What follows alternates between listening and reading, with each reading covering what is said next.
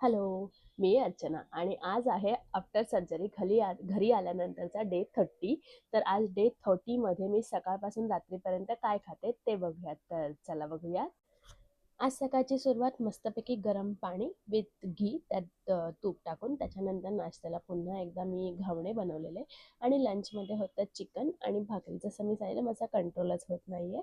आणि मग नंतर संध्याकाळी नाश्त्यात होतं बिस्किट, थोडंसं केक आणि चहा. आणि मग रात्रीच्या जेवणात होतं भेंडीची भाजी, तिखट डाळ, भाकरी आणि थोडासा भात. आणि मग गोळ्या घेऊन झोपली. तर बघितलं इथे तुम्ही सगळ्यांनी मी डे 30 मध्ये सकाळपासून रात्रीपर्यंत काय काय खाल्लंय ते.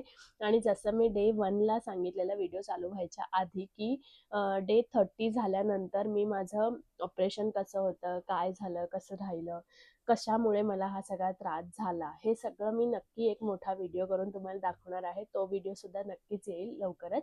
तर चला तोपर्यंत माझ्या चॅनलला सबस्क्राईब केलं नसेल तर सबस्क्राईब करा आणि लाईक आणि शेअर नक्की करा. तर चला बाय बाय. आता भेटूयात नेक्स्ट व्हिडिओत. बाय.